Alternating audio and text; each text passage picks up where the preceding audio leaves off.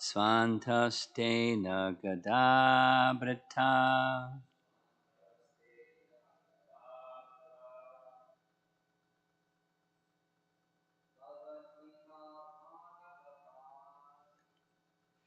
Bhavadvidha bhagavatas.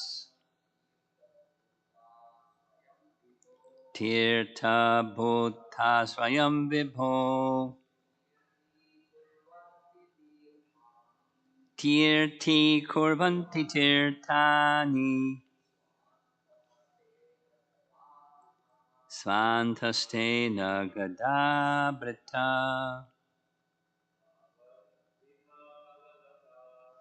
Bhavadvidha bhagavatas. Tirtha bhuta swayam vibho. Tirti kurvanti tirtani.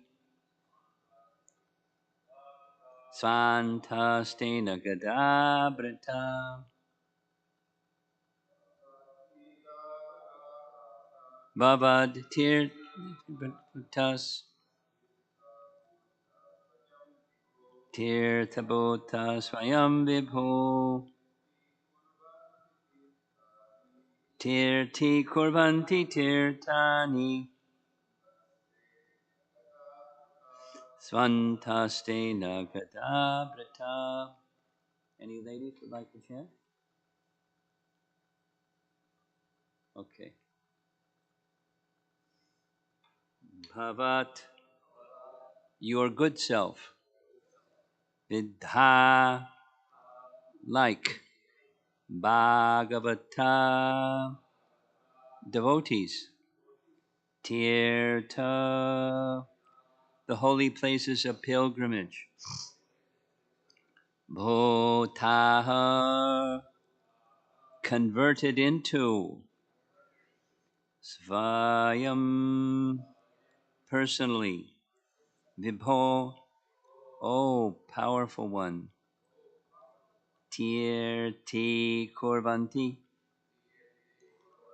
make into a holy place of pilgrimage.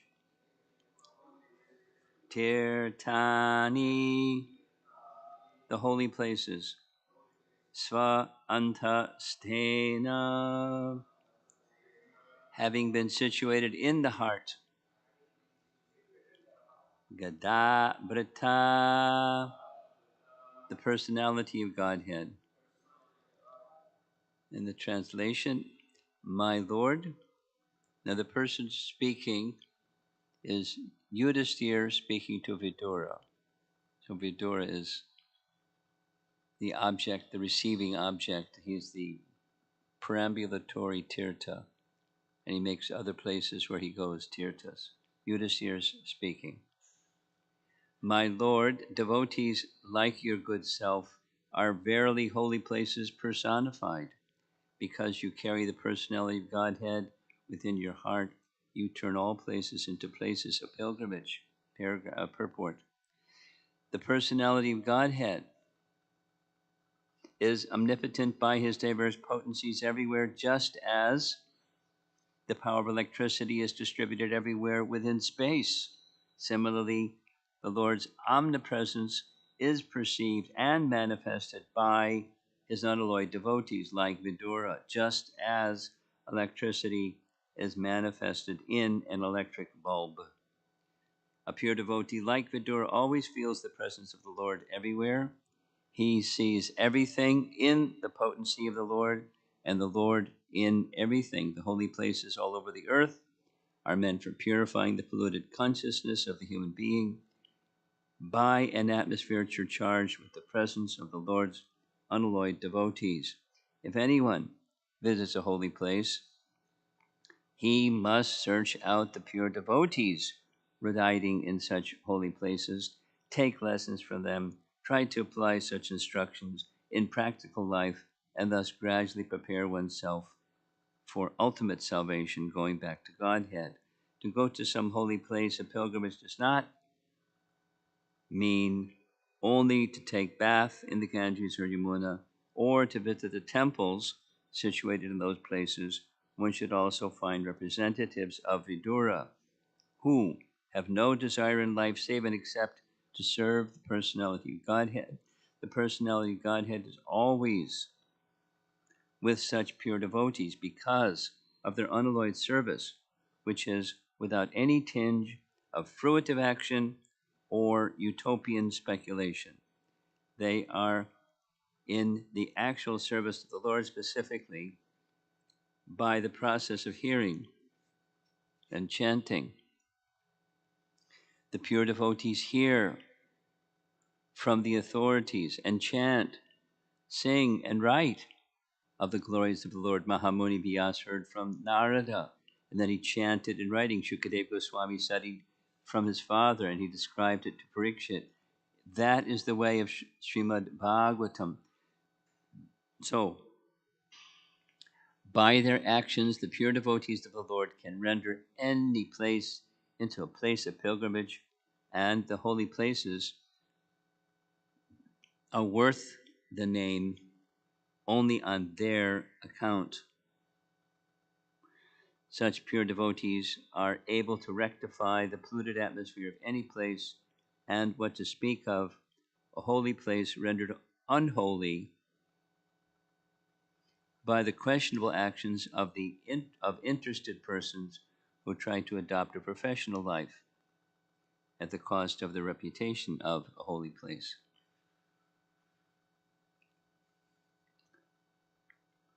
Now, Prabhupada's purports are like an antiseptic. An antiseptic. An antiseptic protects a particular place where the antiseptic is applied, because the antiseptic has the power to kill or destroy harmful bacteria and other things that are detrimental to what's being sanctified. Antiseptic.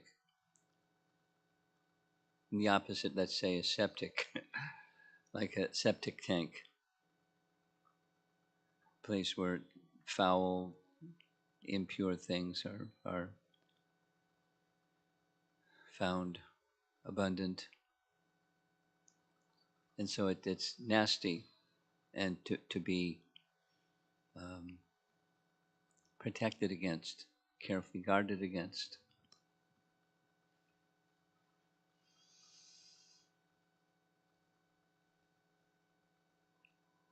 The context of this verse is chapter 13. Much later in Canto 3, the exchange between Vidura and Maitreya is discussed. Srimad Bhagavatam is not written in a chronological fashion. What takes place in Canto 3 precedes what takes place in Canto 1, chapter 13. It's quite logical, but not of necessity chronological. There's many examples of this. An example of this that I like is the description in the 10th canto of the Bhagavatam, where the occasion of the solar eclipse of the sun, is predicted, and according to Vedic scripture and custom, it's very auspicious to go to Kurukshetra, specifically to the lakes that were created by Parashuram when he was busy with his chopper and chopping people. Lakes of blood were collected by his chopping. And so there are 5 lakes in particular, and those 5 lakes are the place where people who, on the occasion of a solar eclipse, are enjoined in the scripture to go. So Kurukshetra is a holy place. Dharmakshetra, Kurukshetra. The narration of that event occurs much earlier than where it appears in the Bhagavatam, chronologically. And our acharyas are very clear. because in that assembly at Kurukshetra, there's this big Kumbhamela, Kumbaya. People come together from all over, from Dwarka, from Hastinapur, from Vrindavan, from Mathura, and they've heard of each other. Many of them are in different ways related, family related or marriage related or somehow related, but there's this coming together. And specifically mentioned in that chapter in the Srimad Bhagavatam, it's chapter 84, I think, the um,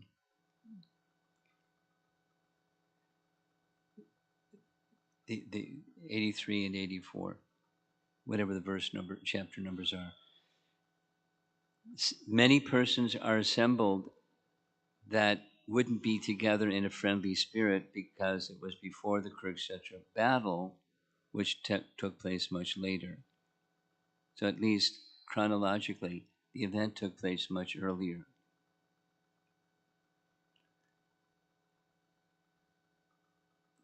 So similarly, in this Canto 1, Chapter 13, there's an event that's being described that takes place chronologically after something that takes place in Canto 3, which is Vidura meeting Maitreya. It's the chronology flows from this chapter because Vidura went, after he was insulted,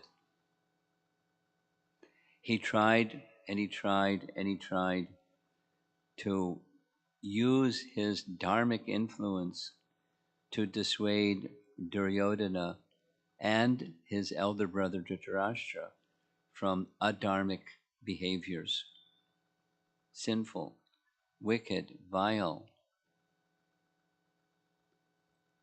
He couldn't dissuade them. He was insulted. He didn't leave because he was insulted. He left because there was no service for him anymore. He tried, he tried, and he tried, and tried again. And when it became evident that there was no service for him, he left. And when he left, what he could have done was he could have gone to Krishna. Because Krishna was in Dwarka, he could have just gone to Dwarka. But he didn't go to be with Krishna yet. He went to purify himself because he'd been in nasty association. So he needed some antiseptic to clean the contamination from being in bad association. He went to holy places and traveled and traveled and traveled to many, many holy places, and many things happened in the course of those travels, which is another section of the Bhagavatam. And he then met Maitreya, met Uddhava, then he met Maitreya, and then he returned. So that's the chronology. He's now returned back to Hastinapur, and by this time the Kurukshetra battle has happened. It's no longer Duryodhana in charge, it's Yudhisthira in charge. And when he comes back to the royal palace, all the royal family members, as described in the previous verses to this one, it was as if life came back to their bodies and they're very joyful and honored Vidura in appropriate ways. And then after honoring him and feeding him and giving him facility for bath, etc., they all sat down, Yudhisthira speaking, all the other members of the royal family listening, and they're asking, please explain to us what your experience has been for the past 34 years.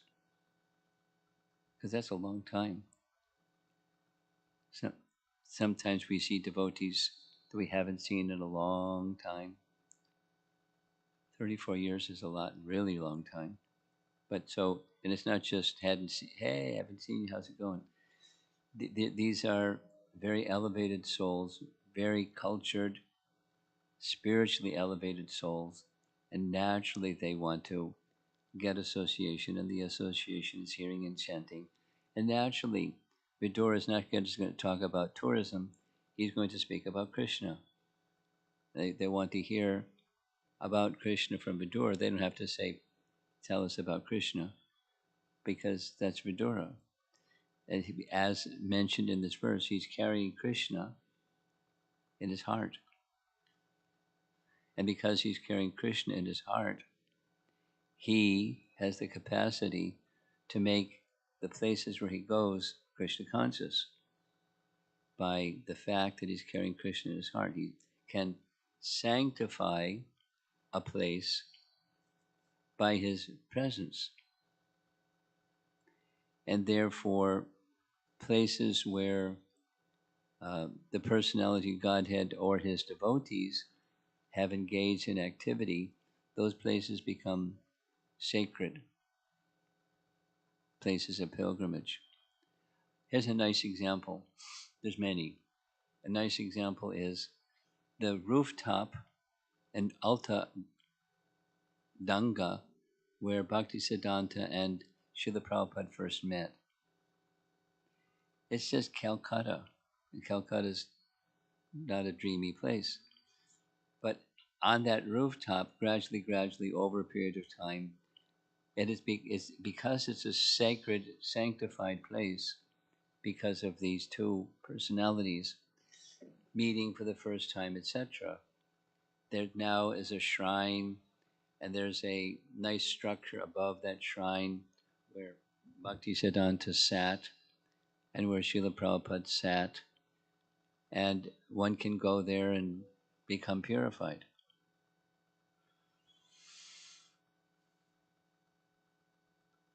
Places of pilgrimage become established by the presence of a great devotee who is carrying Krishna within his heart. Like the verse, Canto 1, Chapter 3, Text 43, where the Srimad Bhagavatam is said to be that place where religious principles have now taken shelter, now that Krishna has left. So the Srimad Bhagavatam is such a place of shelter for religious principles. And where pure devotees go, it also becomes sanctified or disinfected from the sinful activities that have accumulated over a period of time for that place, and thus disinfected, it's now sanctified. It's not just negative is removed, but the positive is restored, becomes sanctified. So that's the effect of the movements of a pure devotee. And so many, many nice examples. So many, many nice examples. Here's a nice example. 26 Second Avenue. Many of you have been to 26 Second Avenue, and some of you that haven't, one day when you go to New York City, you have to go at the right time, and because it's locked otherwise. But when you go to 26 Second Avenue and you enter into the space, you'll feel something. It's sanctified. The walls, they had a big thing about what, because the it's just a storefront, and it was old and not well maintained, and they wanted to repair the floor, but there was a big, should we or shouldn't we, because the wood has been sanctified by kirtan. It was finally settled that they remove the wood and put in new wood floor. And somebody had the mercy, I know the devotee that had the mercy of gathering the wood and kept the wood. It was the floor, the walls. The atmosphere has been surcharged with the presence of our founder Acharya. For a long stretch of time, that place has become sanctified. Or temples are places of pilgrimage for these two reasons. The deity is here, and also the spiritual master who helped install the deity Prabhupada didn't visit this particular temple because it didn't exist during Prabhupada's time. There was another place. But by his presence, that other place became sanctified, and the worship of the deity becomes sanctified, and thus a place of pilgrimage.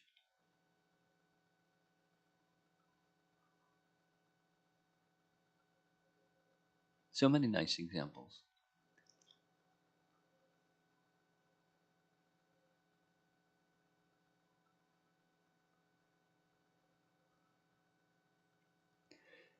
Why? Because that pure devotee is, according to the verse, because, I'll read the verse. Because the pure devotee is carrying the Supreme Lord within his heart.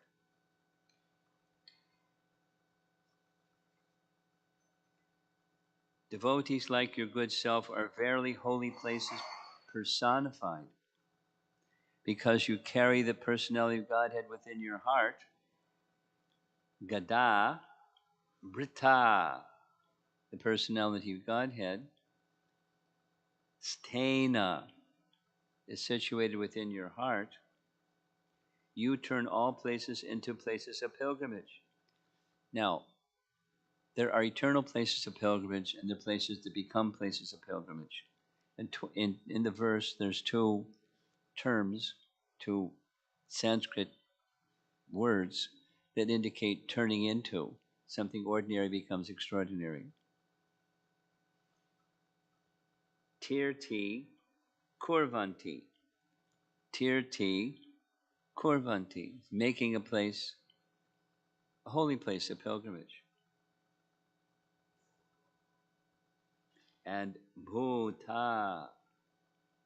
Tirtha bhuta. Converted into a tirtha. How? By the presence of a personality who's carrying the personality of Godhead within their heart. Now everyone's carrying the personality of Godhead within their heart.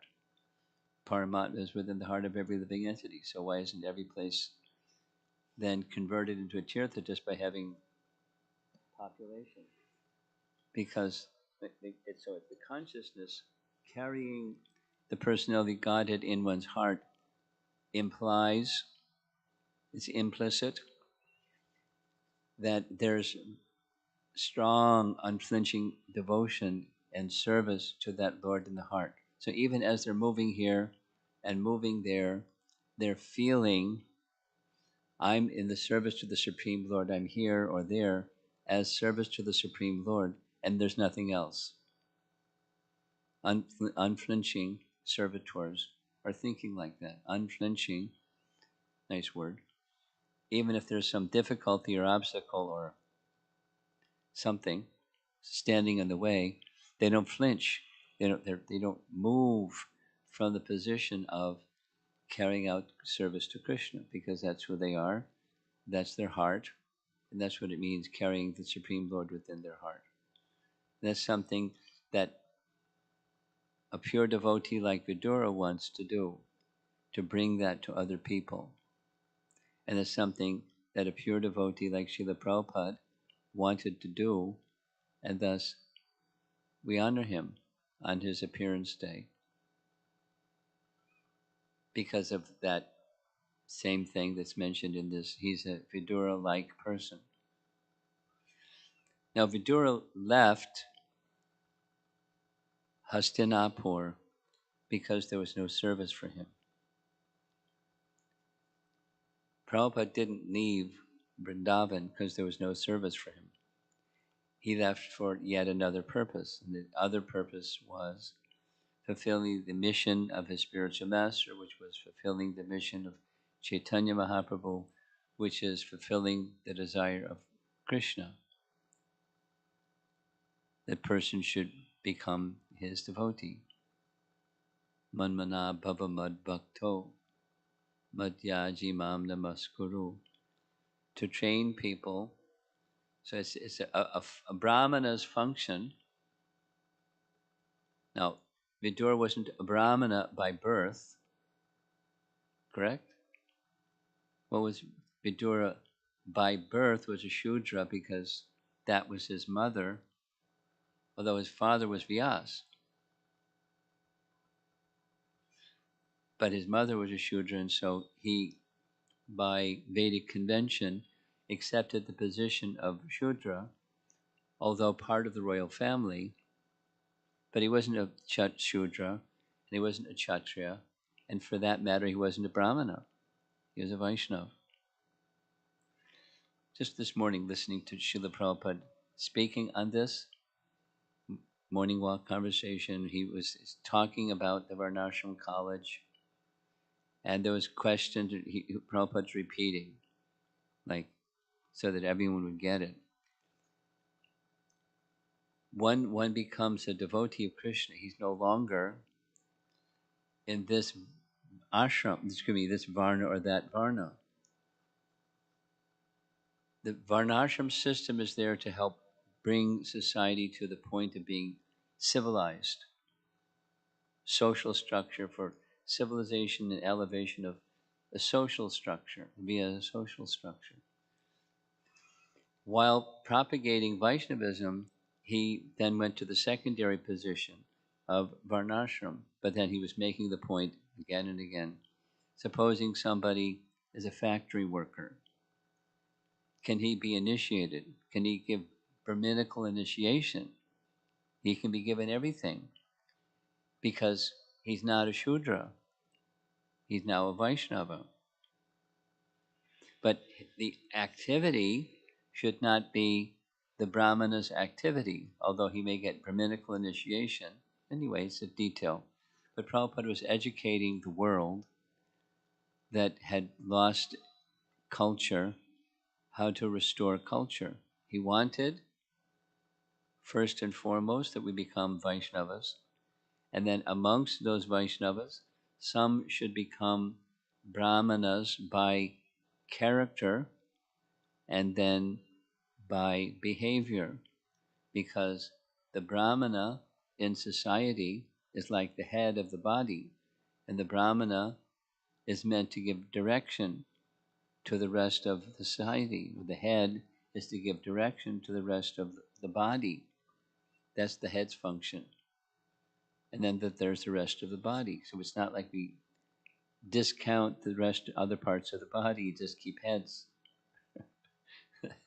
Not practical. Not the advocation of our founder Acharya or the advocation of Krishna. So perform prescribed duties and always think of me. So the always thinking of Krishna part, that's devotion. How can one always think of someone unless one's devoted to that someone? Or conversely, if one is very devoted to someone, they're going to think of that someone naturally. Now, we're honoring Srila Prabhupada on his appearance day, in part because it's an opportunity to nourish and reinforce and strengthen that regard and appreciation for someone who has given us everything. Now, how well have we received that everything that he's come to give? That's another story. But he came and, practically speaking, gave everything that one needs for reviving Krishna consciousness, the greatest of all gifts. And with that principal gift, then so many other gifts along with it that just accompany the one gift. With $1 million comes $100 and $10. Here's $1 million. The gift of Krishna Bhakti is more than $1 million. It's the purpose of life. And as he traveled here and there, he made those places a place of pilgrimage. I'll tell a little story. There was a period of time, Vatsal Prabhu was living in Hawaii, and he kept asking me, come visit me in Hawaii.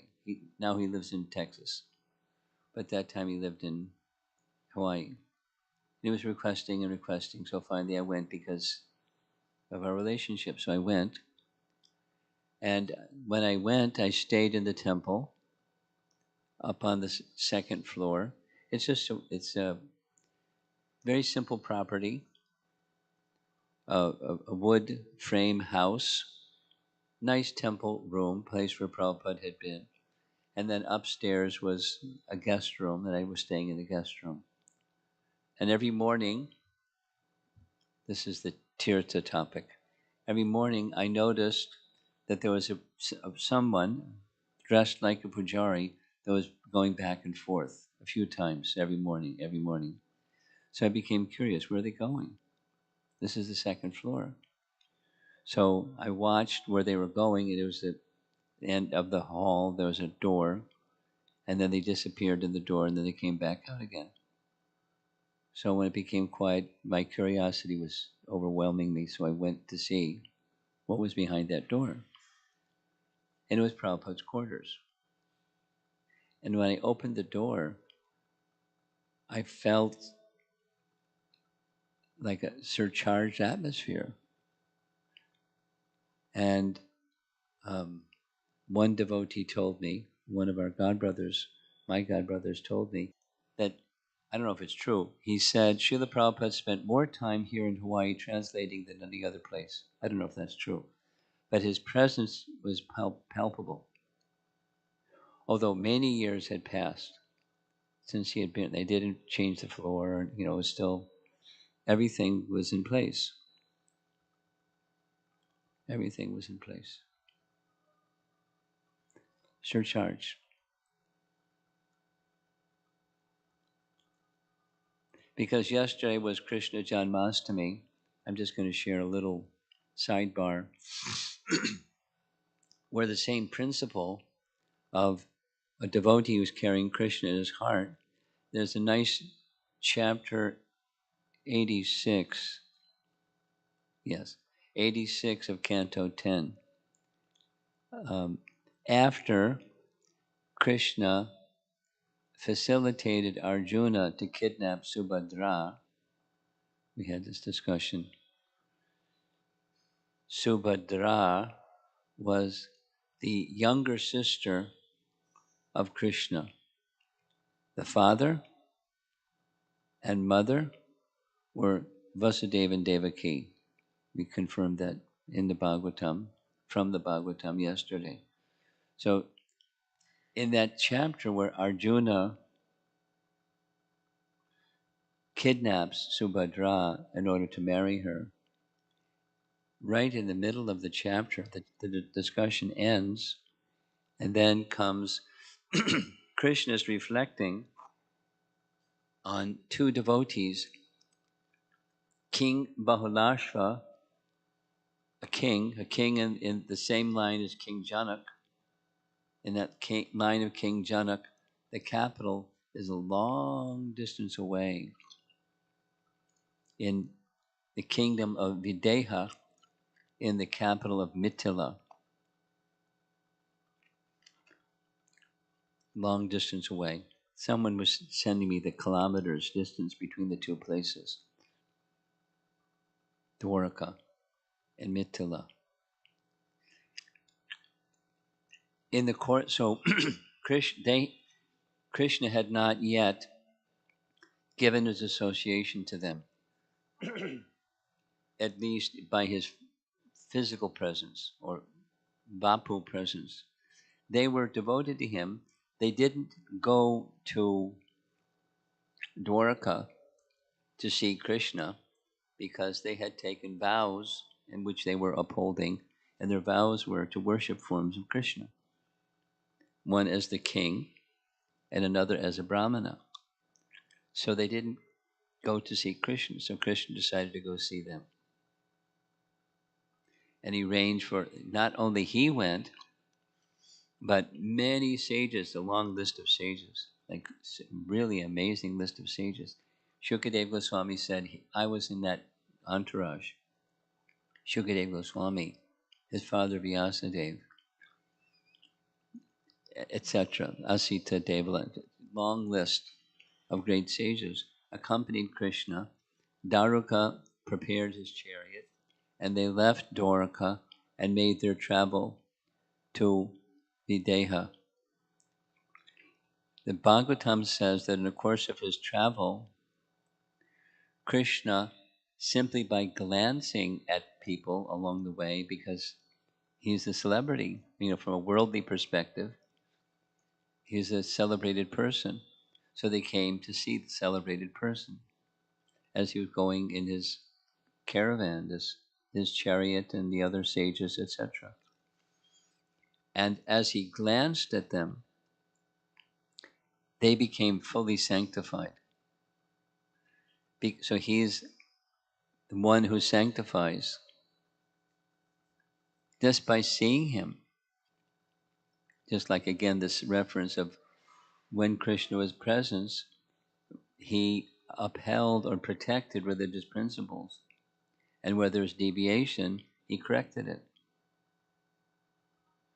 So part of it correcting is just to elevate they were simple people going all the way. It describes specifically, he went through Braja.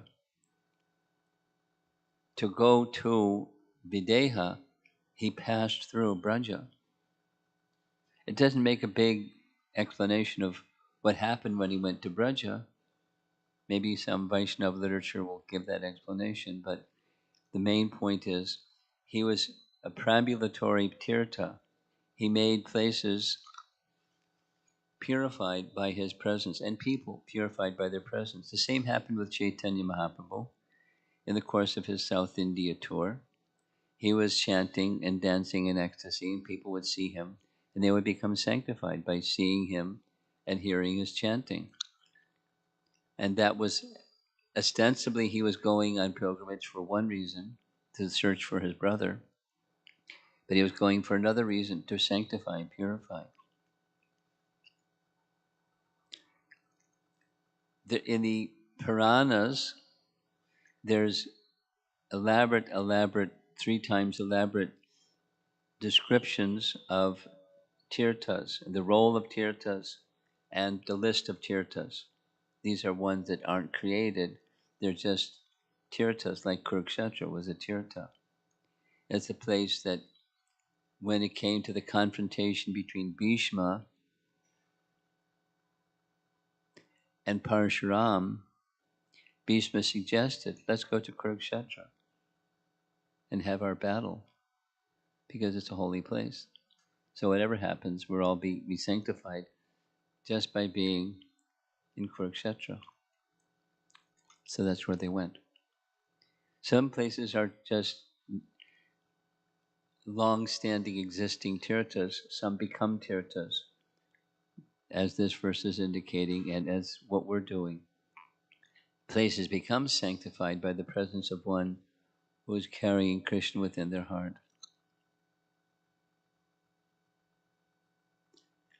The Bhagavatam, specifically the Padma Purana, goes on to say, there's nothing as purifying as the holy name. It surpasses all tirthas, the purifying potency of the holy name. And thus, when the chanting of the holy name goes on, it makes that place a tirtha. So there's the devotee, the Vaishnava, who's carrying Krishna in their heart, and there's that Vaishnava who's chanting the holy name. By chanting the holy name, the place becomes sanctified. And it's more purifying than places of pilgrimage. Now, having said that, there's some very special places of pilgrimage, like Vrindavan. So the chanting of the holy name becomes even more potent and effective in the holy place of Vrindavan. You get double benefit, or more than double benefit. Or by chanting the names of Vishnu and the chanting of the names of the original personality of Godhead, there's greater potency. But at the same time, the principle is non-difference. So,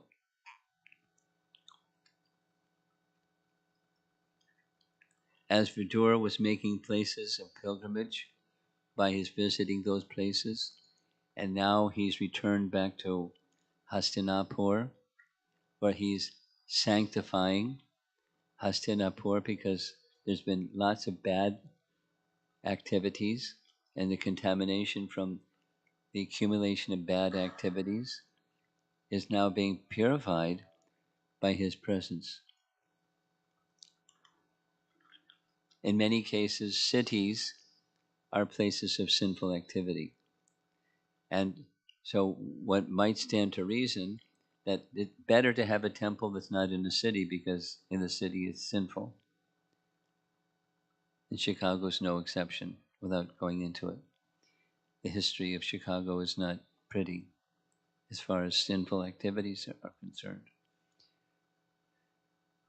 So the presence of a temple, so Prabhupada had devotees establish temples, of course, ultimately in every town and village, but every town and village can simply be the chanting of the holy name. It doesn't have to be a temple, but where there's a temple, then it's sanctifying of that place.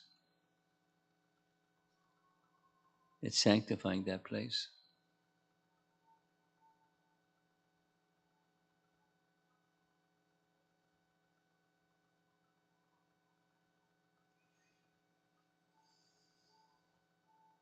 I'm thinking of the circumstances where one building, just like here in Chicago, there was a building before there was this building. And that when that building before this building in Evanston was sold, something else is going on in that building. And so it's a sanctified building because Kishori were being worshipped there. And the kirtan was going on there. And all those things are happening because of the presence and inspiration of our founder Acharya. So we're honoring him on his appearance day,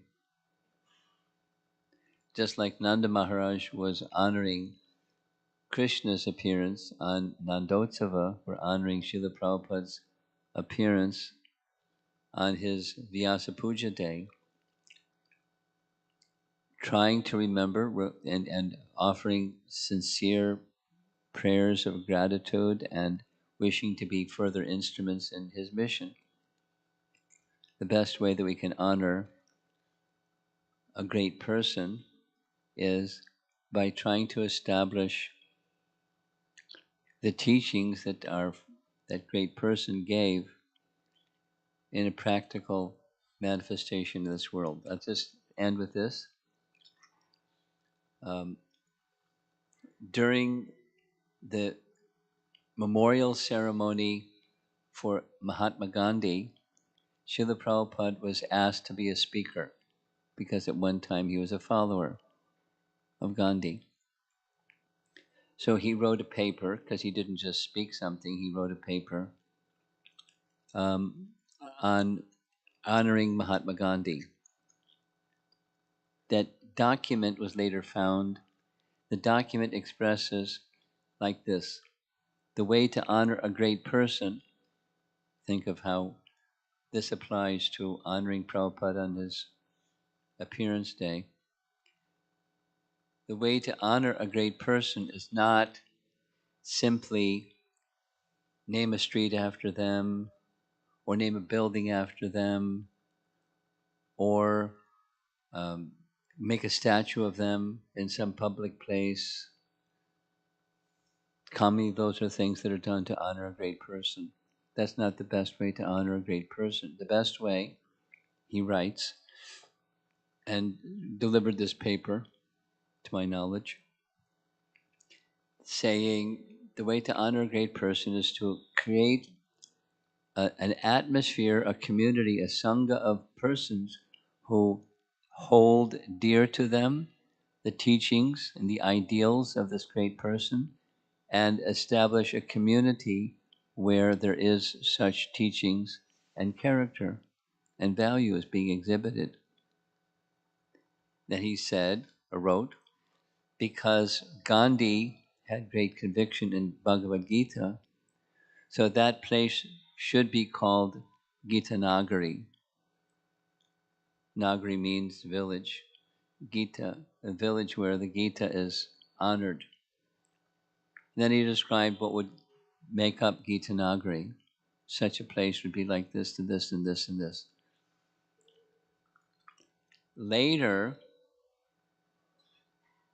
when Srila Prabhupada instructed that temples that were strong should have a farm community to display to the world simple living, high thinking, the New York leadership accepted that instruction and gathered some money and gave someone the assignment to establish such a place.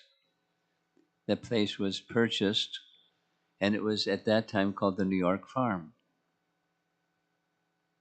in mid-Pennsylvania.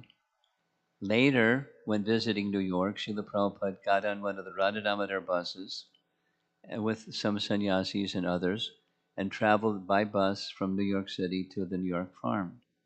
And he immediately gave it a name, Gita Nagari. Later, this document was found in a trunk. After Prabhupada's departure, the document that he had written in honor of Mahatma Gandhi. And there they saw the Gita Nagari phrase. So they put two and two together and got four. That is that document, instead of the Gandhi Memorial text of Srila Prabhupada, became the Gita Nagari Manifesto. How Gita Nagari should be structured and modeled.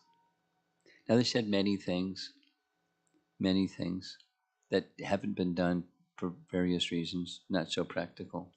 But the principle is a place can become, a person is to be honored by creating a situation where the values and the teachings of that great person become manifest to the world.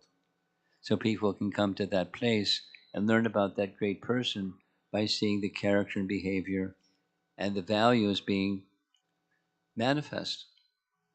So here we are at the Chicago Temple honoring Prabhupada on his Viyasa-Puja day. And isn't that a nice way to serve our spiritual master, founder Charya, by making the temple and its community and etc. models of what Srila Prabhupada taught. Now that's what Prabhupada taught was high.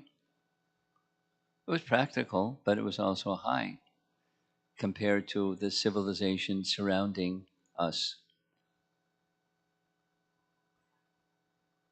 But that's the service opportunity to honor the great person. And you can take different facets and features of it, having nice festivals, worshiping the deity in a proper standard, proper ways of prasadam distribution, book distribution, etc., etc. Just keep expanding. The petals of the lotus of what Prabhupada's instructions were, and any one of them are combination, but along the line of, or pursuant to, or in alignment of our founder Acharya's teachings with that spirit, that's how we can serve. So it's good to know what his teachings are, and his mood, and proper conduct. Not easy, because the backgrounds that we come from are not necessarily ideal. And the atmosphere around us is definitely not ideal. So it's a challenge, but that's okay. Life is meant for wholesome challenges. That's how we can honor Srila Prabhupada best. So let's see if there's some discussion. Srila Prabhupada ki jai. Yeah. Do we have a portable microphone? Look at this.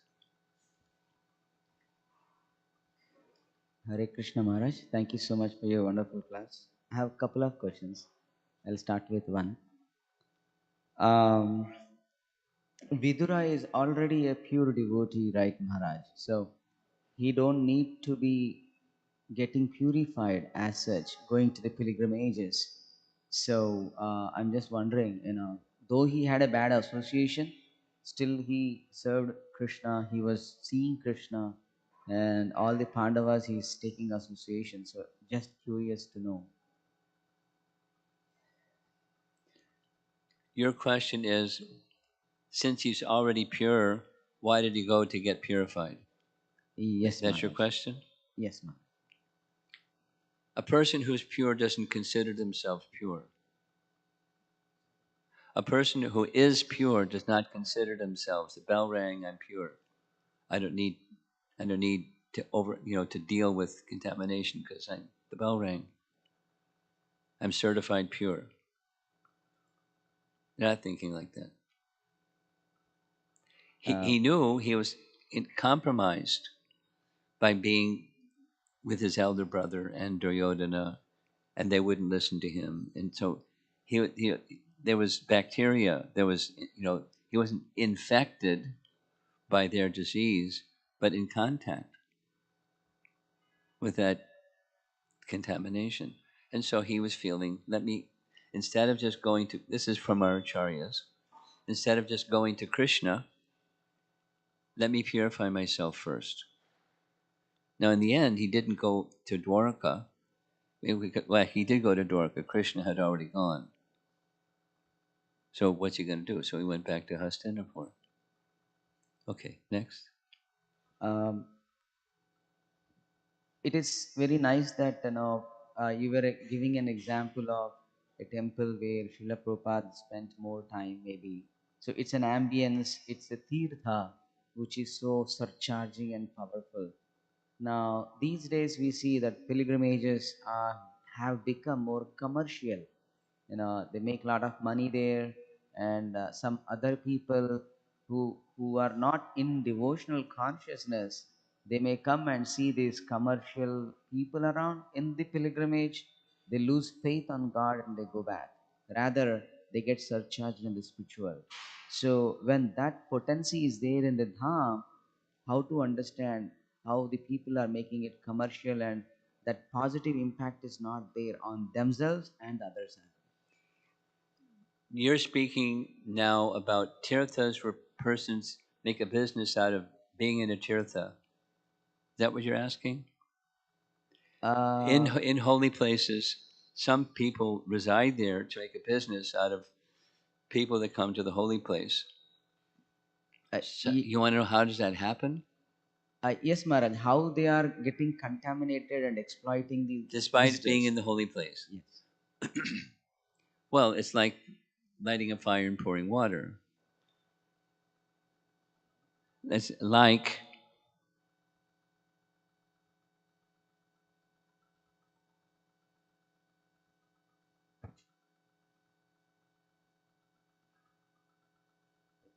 lighting a fire while pouring water.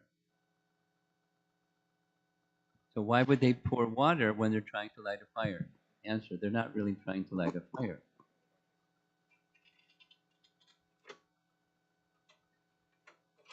And can such a person become purified? Well, eventually, but it may take some special circumstances of Krishna's kindness to disrupt their pouring water business, some calamity or some misfortune or something, because the potency is there within the holy place to become purified, but they're not wanting to become purified. They like their contamination. It's happiness. It's not happiness. So contamination can remain if one is holding on tightly to the contamination, even in a place that's disinfectant.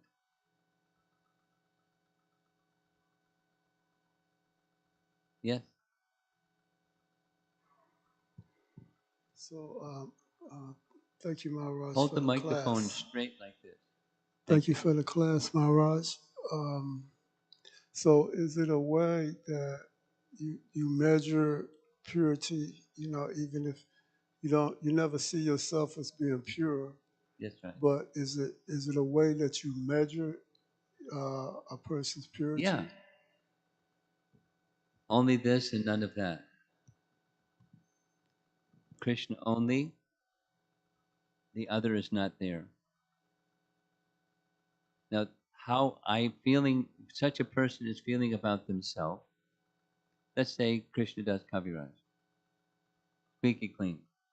Only one thing, none of the other things. And he's feeling lower than a worm in stool. So your question is, how do you evaluate? There's only this and none of that. That's how we evaluate. Or another, it's same thing said differently. Bhaktivinoda Thakur answered the question, how do we evaluate ourselves to see how we're progressing in Krishna consciousness? Right? Very common, straightforward question. And the answer is the same. That the inclination for enjoying the senses with sense objects is diminishing. Asat is diminishing.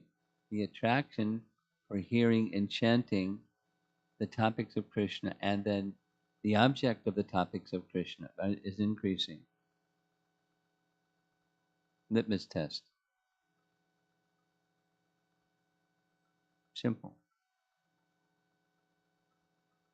Something else? Yes? The word tirtha, what does it The mean? word itself, tirtha, Yeah, what does it mean? what does it mean? Yeah. I'm not a Sanskrit scholar. My understanding is it simply indicates a place that's holy. But I don't have a Sanskrit background to answer etymologically what does it mean. Does anybody here know? Nick?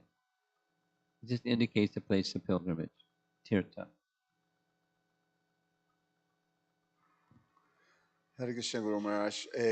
On the same line, but from another perspective, of one of the questions that Paramatma Prabhu asked about the unqualified people that take advantage of the holy places. Yes. Srila Prabhupada, at the end of the purport, he says that this type of people make the place of pilgrimage, the holy place, unholy, Yes. which was Yes. It's quite in this very something. purport. Yes. So if you can But his explain a little. question is, how does that happen? It's not what the effect of their being there. His question is, in a place that's disinfected, how can they stay infected? I'm saying I was thinking of that part that actually this person can influence such a place and make it unholy. Yes and no. Yes, because it's stated specifically. On the other hand, no. Meaning the potency, let's say the potency of Vrindavan doesn't get taken away by gundas and pandas. Doesn't get taken away. It makes access unpleasant. But the potency of Vrindavan has not changed by the presence of those people. So yes and no. Okay. Srila Prabhupada ki.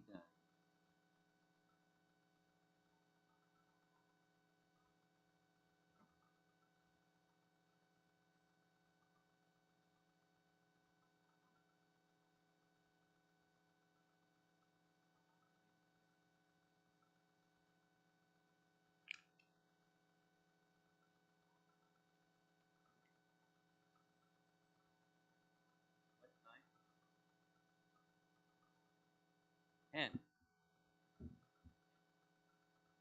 Yes. 10:30. 10:30.